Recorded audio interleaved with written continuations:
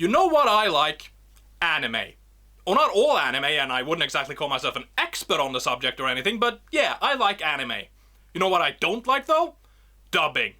No, actually, I fucking hate dubbing! Okay, so I can kind of understand why certain things get dubbed, and I'm not trying to demean anyone working in this field or anything, but for the most part, I just think dubbing is entirely pointless. Seriously, what exactly is the problem with just using subtitles? Yeah, I know, some people find them distracting and younger kids may not be able to read them and all that noise, but you know what? Those are just stupid excuses for stupid people. Alright, so that's a bit mean, but just think about it. There really aren't any good reasons to dub almost anything. Fine, maybe it's somewhat acceptable with certain kid shows and such, but even then it's at least debatable. I mean, if someone is so young that they don't really understand what's happening on the screen anyway, dubbing it isn't really going to help, and if they are old enough to understand, they'll probably be able to at least get the basic gist, or maybe they'll even manage to read the subtitles. Adding a dub just doesn't seem to benefit anyone. This is especially true when talking about the more advanced shows like most of the animes I watch. These shows are not meant to be viewed by little kids, at least not kids that are too young to be able to read, so what exactly is the benefit of adding a half-assed, poorly translated, and usually just terrible dub to the mix? Do you really think that makes the show any better on any level? Of course it doesn't!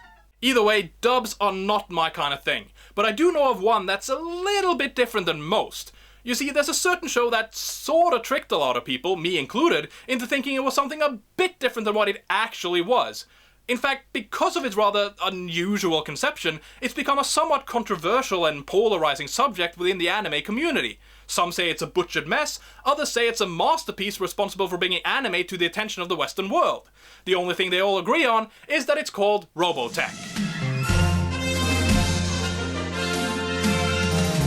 Yep, it's time to discuss a true classic. Whether you love it or hate it, there's no denying the impact this show had when it first aired. It was one of the first animated shows in the Western world that wasn't just intended for kids, and it had a completely different style, tone, and overall focus than what was the norm at the time. That said, this show could also be called a bit of a con. You see, although it was promoted and sold as a new standalone show, some people were a bit disappointed when they found out that it was technically just a dub of 3 separate animes previously released in Japan. The thing was that although Harmony Gold, the production company behind Robotech, had acquired the licensing and distribution rights for 3 unrelated animes, namely the Super Dimension Fortress Macross, Super Dimension Cavalry Southern Cross, and Genesis Climber Mospeada, they needed a minimum of 65 episodes in order to market them as weekday syndicated television programs. As all of the acquired animes had fewer episodes than this, they decided to rework, re-edit, and revise their footage, dialogue, and storylines, and adapt them all into one combined show with a single overarching storyline. Basically, they made whatever changes they deemed necessary in order to make these 3 previously unrelated shows somehow form a single narrative. All of this means that although Robotech is supposed to be its own unique thing, it's also technically just a dub. A fairly complicated and well put together dub, sure, but a dub nonetheless. That doesn't necessarily make the show any worse, though. In fact, it could be argued that this adaptation actually works better than the originals, at least in some ways, but would that be true? Is there something a bit more to this show, or is it just a bad dub? Well, let's find out by taking a look at Robotech. Before we do anything else though, I do feel like I have to make a bit of a clarification. Although it possibly would have made a bit more sense to look at the entire show as a whole, I'll actually only be focusing on the first part or season called the Macross Saga. The reasons for this are pretty simple. First of all, it would take me quite a long time to get through the entire show, as there are 36 episodes in this first season alone.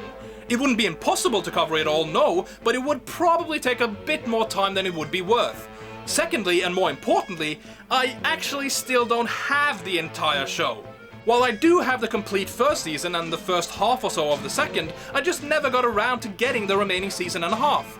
As such, I don't really have any firm basis for discussing the last 2 seasons, so for now, I'll only be focusing on the Macross Saga.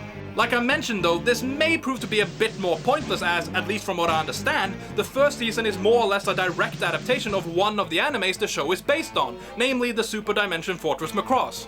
Oh, they still change around a few things, but yeah, this first season is even less of a standalone thing than the show as a whole. Still, I don't really think there's anything all that wrong with talking about just this first season, and I may very well come back to the rest at some other time, but if you were expecting a full overview of the entire show, I'm afraid you're going to be disappointed. Well, at least as disappointed as you can get over some idiot on the internet just talking about parts of a show instead of the entire thing. Which I'm guessing is quite a bit, so sorry. Anyway, let's just get cracking, shall we? For those who aren't familiar with the show, Robotech tells the story of a group of humans aboard a giant spaceship named the SDF-1 and their struggles against a group of invading aliens known as the Centradi. It all begins on a small fictional island in the South Pacific called Macross Island in the incredibly futuristic year of 1999. Oh yeah, I remember that year! That was the time that giant alien spaceship suddenly emerged from hyperspace and crash landed on some island in the South Pacific, right? You know, in the middle of World War III and everything? What do you mean you don't remember that? It was only 16 years ago! Yeah, okay, so this is just an animated sci-fi show from the 80s and all, but really? You not only thought that World War III would break out, but that we would also come into contact with an alien life force within the span of a decade or two? Okay, so I guess anything's possible, but why not just err on the side of caution and place these events in at least 2099 or something? At least then it wouldn't seem quite so silly. Either way, that is what happens. A spaceship crash lands in the South Pacific. As the impending threat of an alien invasion seems much worse than any war on Earth, the leaders of the world called for a ceasefire and form a united Earth government. This new government then form a research team in order to study and rebuild the crashed spaceship using recovered documents detailing the secrets of this new alien technology called Robotech. Okay, I guess that's a decent enough setup, but I don't know. I have my doubts that the entire world would agree to end all wars simply because a spaceship crash lands in the Pacific. Hell, they'd probably be more likely to cause new wars over who actually got to have control over the thing, but hey, maybe I'm just being pessimistic. After all, how difficult could it be to convince countries that sometimes have hundreds, if not thousands of years worth of hostility built up towards each other to lay down their arms and work together instead? My guess is very. At any rate, they somehow managed to do that here, and after 10 years, the spaceship is rebuilt as the world's leading scientists believe they have cracked most of the mysteries of this new technology. Over these same years, a bustling city has also grown around the surrounding areas of the ship, and most of its citizens have joined together to celebrate the completion of the ship, now called the SDF-1. As it turns out though, the ship is completed just in time, as a new fleet of spaceships suddenly emerges from hyperspace just this side of the moon. These ships belong to an alien race known as the Centradi, who have been on the hunt for the Robotech ship since it crash landed on Earth. Huh, that's kinda weird. They were chasing this ship and were apparently right behind them, as is explained that they're the ones responsible for most of its damages, and yet somehow they don't make it to Earth until 10 years after the Robotech ship? How the hell does that work? Blasting through a warp fold in deep space, a gigantic alien spaceship enters Earth's solar system in pursuit of the damaged Robotech vessel, which has eluded capture by slipping through the time-space continuum. Oh, okay, well that explains everything. I think. Yeah, this is a bit of a weak explanation, but I guess it's at least trying. Either way, these Centradi forces are detected by the SDF-1's radar, which causes its defense systems to automatically start up and fire on an incoming scout team. Why exactly does this happen?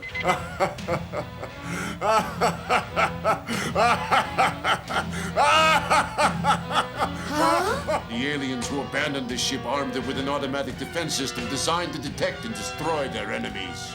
Well, that explains why the ship was firing on its own, but it doesn't really explain that maniacal laugh you just did. I mean, I guess it was sort of chuckle-worthy, but it wasn't that funny. In any case, this sets off an all-out war as the Centradi begin attacking Earth and its orbiting spaceships. Although the SDF-1 eventually takes off and attempts to suppress the Centradi forces, they are no match for their laser bombardments.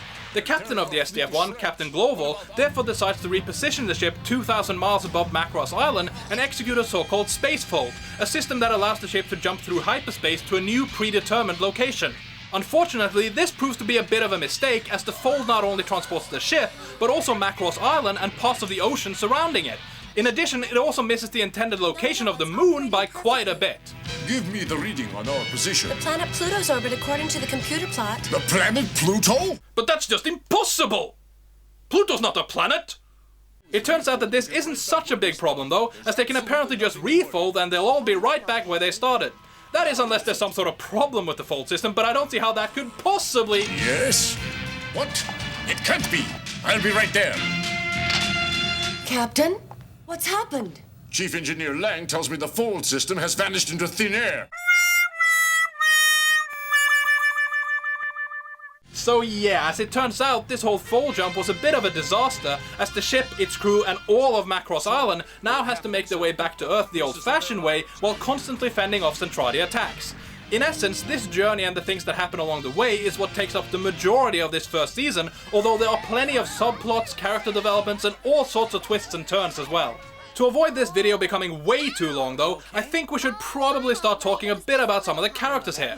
Although most, if not all of them, are actually fairly significant, the main focus is on Rick Hunter, a young pilot who becomes entangled in the events of the SDF-1 after visiting his close friend and sorta big brother, fighter pilot Roy Fokker, on the day of the Centradi attack. Starting out as just an amateur pilot, Rick eventually joins the military and becomes one of their best fighter pilots and an invaluable soldier in the fight against the Centradi. He is aided on his way by Roy Fokker, who, as I mentioned, Rick views as his big brother and mentor. Roy is an experienced fighter pilot who accompanies Rick on most of his missions, first as his commander and eventually as his fellow leading officer. Now, with Roy, there's also a bit of an elephant in the room, but I'm not sure if I should mention it or not. You see, this is a fairly big spoiler, but it's also something that, at least at the time, set this show apart from pretty much any other animated show the West had ever seen. It was something that just didn't happen in this sort of thing, and as such, it came as quite a shock to most viewers. That's right, I'm talking about the fact that this character, Roy Fokker, who was a pretty big and significant character on the show, was in an interracial relationship. Oh, and he was also killed, but the fact that he was sleeping with a black woman was just unbelievable. Seriously though, this character really did raise a few eyebrows back then. Not only was he in what was, and sadly still is in some places, considered a fairly controversial relationship, but they also made it pretty clear that this relationship was anything but chaste. Dinner tonight, if we're lucky, breakfast. On top of that, they then decide to actually kill him? That was just unheard of. People in these sort of things didn't die, especially not a main character, so to have a show, not to mention an animated show that a lot of kids watch, just suddenly have a prominent character die in the middle of the first season was something no one was expecting. Either way, we also have a few female characters worth mentioning, starting with Lisa Hayes, the first officer of the SDF-1. While she's initially just Rick's commander, she eventually becomes one of his love interests, and she's also instrumental in several of the biggest events and developments of the show. For example, she develops a new form of attack for the SDF-1 called the Daedalus attack, which is basically a superpowered battering ram, and she also helps the ship escape a Centradi trap on Mars by blowing up an abandoned base there. Then there's Rick's other love, Lin Minmay, and I have to be honest, I pretty much hate this character. Okay, so she does eventually prove to be an invaluable asset in the war with the Centradi because of her supposed musical talents and all, but she's just so incredibly annoying. Seriously, almost everything about her makes me cringe. She's always either way too happy and ditzy, or she's incredibly whiny and obnoxious. In addition, she's also a complete and utter moron. I mean, just listen to her reason for heading back into an active war zone when she's supposed to be getting evacuated. Oh no, I have to go back for my diary. Somebody might find it and read it. Bitch, there's a fucking war going on around you! The city's being destroyed and people are fucking dying! I don't think reading some ditzy 15-year-old bimbo's diary is at the top of anyone's to-do list right now! Oh, and you've got to love how her family just lets her leave with only minimal protests. It's like even they don't care if she dies if she's going to be this fucking stupid. Minute, don't worry. No, Minmay, you don't have time. Come back. Stop, don't come back. Also, there's another really creepy subplot attached to this character. You see, there's a point in the show where Minmay gets reunited with her cousin, Kyle, after briefly returning to Earth. This seems innocent enough at first, but it's eventually revealed that these two are way too close. It would have been weird enough if one of them just had a bit of a crush on the other or something, but no, they actually end up becoming somewhat of a couple. Hell, at one point, they even mention that they're considering getting married. Kyle, tell the truth. Have you proposed marriage to Minmay? No, I haven't. Maybe you just haven't had the chance, right? No, I've been thinking about, Yes? thinking about how I'd actually say it to her, because I don't mind telling you it's something I've considered. Really, Kyle? Really? You don't mind telling us that you've seriously considered asking Minmay to marry you? You honestly don't see anything wrong with that at all? Well, here's a little clue for you. She's your fucking cousin, you sick little freak! Why don't you just date your sister while you're at it? I mean, ew! As horrifyingly creepy as all this is, though, you know what the really fucked up part is? No one in this universe seems to think it's such a big deal. No, really. Everyone treats this like it's a completely normal, everyday thing that happens all the time. Not one person has any issues with the fact that these two people, who I remind you are fucking cousins, have literally become fucking cousins. Seriously, what the hell? Oh, okay, so to be fair, Minmay isn't actually completely on board with this whole thing, at least not at first, but it's not like she's as disgusted by it as she should be either. They make it pretty damn clear that her relationship with Kyle at least goes way beyond what most cousins have, so even though you could argue that they may not actually be sleeping together, this is still a really weird and incredibly creepy subplot. On top of all of that, Minmay is also supposed to be an incredibly talented and extremely successful singer, but I'm sorry, these are some of the absolute worst songs I have ever heard. Fair enough, the music itself might be okay, but the vocals leave a fair deal to be desired, and the lyrics are just downright laughable. And I'm here now singing, all bells are ringing. Wow, that sure is an amazing song you have there. Who'd you get to write the lyrics? A kindergartner? Seriously, this is just bad. Really, really bad. And yet absolutely everyone is supposed to adore these songs, especially the Zentradi. The thing is that the Zentradi, who by the way just look like humans only they're about 5 to 6 times taller, turn out to be a race that have been bred for centuries for nothing but war. They only know and understand battle and conquest, and as such, they're completely baffled by the notion of anything that doesn't have a military purpose. For instance, there's an episode where Lisa, Rick, and one of his newly assigned subordinates, Ben, are captured by the Zentradi and interrogated. During this interrogation, the Zentradi leader, Dulce, eventually demands a demonstration of love, leading to Lisa asking Rick to kiss her. I want to get their reaction on my video recorder. All right then, but why don't you do it with Ben? Because I'd rather do it with you, Rick. Oh, bitch! Ben just got slammed! Seriously, she basically just went, hell no, I'm not kissing that. I mean, that was pretty fucking harsh! Anyway, upon seeing this kiss, the Zentradi react in shock and horror, as they aren't used to seeing men and women talking to each other, let alone touch each other in such an intimate way. This discovery comes in very handy for the humans later on, as they use it a few times to distract the Zentradi and throw them off balance. Another discovery that completely confuses and mesmerizes the Zentradi happens to be Minmay's music, and this is what I was talking about before. From the first time the Zentradi hear Minmay sing, they become completely infatuated with her, even causing several of them to defect and seek asylum aboard the SDF-1. I guess this could have been a somewhat reasonable, albeit rather cheesy plot point if it hadn't been for how horrendous the music is. Honestly, I just can't believe that anyone, even a race that has never known about music, let alone actually heard a song, would actually find this all that good. In fact, the only times I find myself believing the Zentradi's reactions to her songs are in scenes like this. Blast it! I've never heard anything so horrible. No more, please turn it off! Yeah, that reaction I believe. After all, it's pretty much the same reaction I had when I first heard these songs. Actually, to be fair, some of these songs aren't that bad. Well, I wouldn't exactly call them good either, but I guess they're at least tolerable. Unfortunately, they're just repeated way too much, as there are only about 5 songs in Minmay's entire repertoire. I am dead serious. Some of these songs are played so many times that even if you actually like them, I'm pretty certain you'll feel like puncturing your own eardrums with a rusty nail when they're played for the gajillionth time.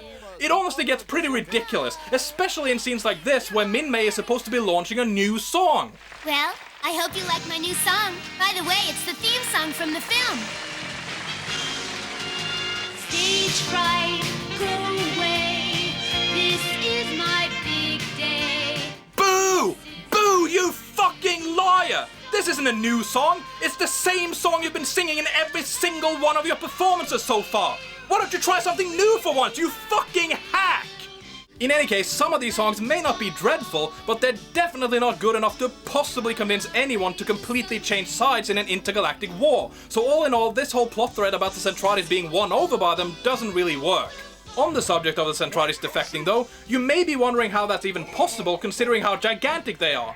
Well, like I mentioned, the Zentradi's aren't really born, they're created through a cloning process using a substance known as protoculture, a mysterious and powerful energy source that can apparently be used for almost anything from powering spaceships to creating life itself. No, I'm not quite sure how that works either.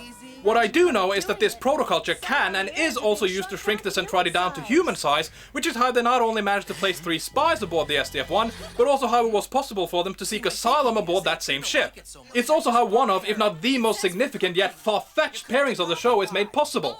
You see, one of the Zentradi, a highly skilled and respected female warrior named Myria, gets a bit obsessed with Max Sterling, one of Rick's subordinates, after he bests her in battle. Unable to let this defeat slide, Myria convinces her commander to micronize her and sneak her aboard the SDF-1 so she can confront Max personally. After coming into contact with each other, Max, unaware of Myria's intentions, asks her out on a date and she accepts. Unfortunately, Myria used the date as a way to ambush Max with a knife, but she is once again defeated, causing her to beg him to end her life. But I couldn't. You're so beautiful.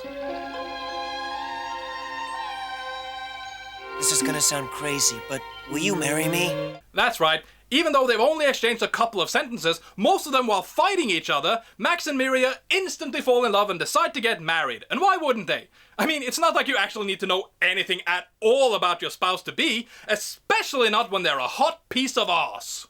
No, really, that's the only basis these two have for tying the knot. The fact that Myria's just so darn beautiful. I'm actually not sure why Myria would agree to this though, as she doesn't really seem all that attracted to Max before he proposes. Maybe she just can't resist a man with blue hair, I don't know. Seriously though, this is pretty damn silly. I mean, even Rick thinks Max has lost his mind when he first hears about it, although that doesn't exactly last long. We were just talking about you. You were right, Max. Gosh, she is beautiful. Wow, I'm really impressed. Perhaps I was wrong about this. Yeah, that took a lot of convincing. You can't get married, you don't know anything about her yet. Oh wait, she's hot? Well, that changes everything. Either way, these two do end up getting married and even having a child, all of which not only shocks and confuses the Zentradi, but also makes several of them realize that war is not the only way of life. In fact, most of them eventually decide to live amongst the humans as equals, although quite a few also revert back to their old warlike ways after finding their new lives too demeaning. In any case, we also need to talk about what many, including me, may consider to be the star attraction of this show, namely the Mechs. As you should have noticed by now, this show features quite a few robots, spaceships and the like, and for most viewers, they are a massive part of this show's appeal. After all, there's just something really cool about all these high-tech, transformable, and sometimes rather massive machines. For instance, we have the so-called Veritech fighters. These are a set of highly modified and transformable fighter jets that make up the bulk of the SDF-1 squadrons. They have 3 modes of operation, including the fighter mode, where it's basically just a fighter jet, the Guardian mode, where it's still sort of a jet, only now it has arms and legs, and finally there's the Battleoid mode, where it's a full-on humanoid robot. I personally think this is pretty cool in and of itself, but the really awesome part is that they actually managed to make this seem relatively realistic. Honestly, it wouldn't take that much for this sort of thing to come off as a bit far-fetched, or for the actual transformations to just seem impossible, but no, they actually make it seem rather plausible. Sure, this sort of thing will always be a bit of a stretch, I guess, but it never feels like these machines couldn't be made or operated in the way they are here. They actually even try to explain how these things are supposed to be controlled, at least partially. I wouldn't say they explain everything, but then again it would probably be pretty boring if they did. What we do get to see though is that the actual transformations are done by pulling various levers and switches, that the pilots need to use both hand controls and pedals, and they even tell us exactly how many controls these Veritechs have. The legs are controlled by the foot pedals. Huh? Which foot pedals? There must be 50 different controls in here. 57 to be exact. Only 57? Why not just add 3 more and make it an even 60? 57 just seems like a really weird and oddly specific number. Seriously, what the hell? In any case, there are quite a few other mechs as well, the most significant by far being the SDF-1. This battle fortress is pretty cool and impressive from the get-go, but it does have a few features that make it even more remarkable. For example, like the Veritech fighters, this massive fortress is also transformable. You see, after the initial space fold that causes the fold system to vanish, the SDF-1's engineers discover that its main gun is unusable. As a solution, they come up with the idea of a so-called modular transformation. What modular transformation? There will be some major changes occurring, both internally and externally. In fact, it's going to be quite a mess for a while. Don't we have any other way to fire the main gun? If you mean besides a modular transformation, sir, no other ways that I know of. Basically, they need to transform the ship in order to be able to fire the main gun, which is how we get a massive battle fortress that can either look like a relatively standard ship, or more like a somewhat humanoid robot with 2 arms and 2 legs. In other words, it's pretty damn awesome. In addition to that, they eventually also develop a defense system for the ship called the Pinpoint Barrier, which is somewhat useful, but in my opinion, also severely flawed. The thing is that this system can only protect a very small area of the ship at any one time, using 3 of these little energy circles as a shield. Okay, so this is a mobile system where 3 people control where these circles go, but if the enemy has a big enough weapon or fire enough shots, they're pretty much guaranteed to still land quite a few hits. fair enough, this is better than nothing, and they do eventually manage to restore this system to its full functionality so it covers the entire ship, but even then, it's not entirely without its issues. The barrier system is overloading! Evacuate the area immediately! Everybody out!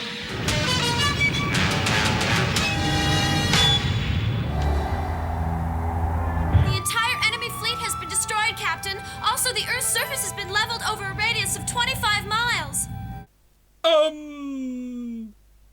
Oops! Yeah, that definitely could have gone a bit better, couldn't it?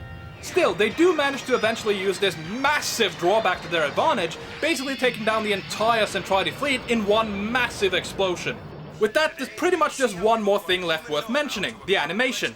While it's by no means the best I've ever seen, I still think it's pretty good, at least for the most part. Again, it's not exactly perfect, but it could have been much worse. Okay, so it doesn't really have the most fluid motion all the time, and it can come off as a bit stilted, but for the time, this was pretty damn impressive.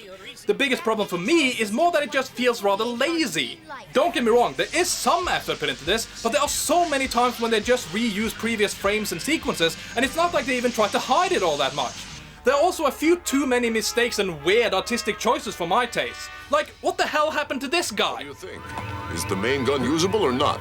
Captain, sir. Look at the schematic, sir. I can't. I'm too freaked out by your eyes. Seriously, why do you just have two massive pupils and nothing else? I mean, I'm no expert, but I'm pretty certain that's not how they're supposed to look. All in all, though, the animation is decent enough. It's just a bit stiff and somewhat lazy, at least at times. Still, most of the mech transformations are nicely detailed and rather impressive, and several of the battles have a fair amount of speed and momentum to them. Basically, I've seen better, but especially considering when this was made, it's still pretty damn good. So with all of that said, how does this show actually hold up? Well, it's by no means perfect, but I for one think it's still rather enjoyable. Okay, so there are some issues here and there, and far from all of it makes complete sense, but as far as animated shows from the 80s goes, this is definitely one of the better ones. The storyline is complex enough to be enjoyed by older audiences, but it also contains enough silliness and fun action to engage younger viewers. There are also a fair amount of genuinely romantic and heartfelt moments, and the relationship between the characters are fairly believable, at least for the most part. Sure, the music isn't the best, especially not Min-Mei's songs, and some of the voiceovers could be a bit better as well, but all in all, it's fairly tolerable. The characters are relatively likable, the action is usually excellent, and the setting and style is pretty intriguing. Could it be better? Absolutely, but it could also be much, much worse. Ultimately, the source material would probably provide a slightly better experience overall, but without actually having seen it myself, I can't really say one way or another. I will say that this does feel like more of a dub than anything else, but it at least feels like an above average dub. As such, I'd still recommend giving the show a chance, as you'll more than likely find at least some of it to be fairly enjoyable. Now, if you'll excuse me, I'm going to go prepare for my country's national holiday by taking a look at a true Norwegian classic. Yep, that's the one.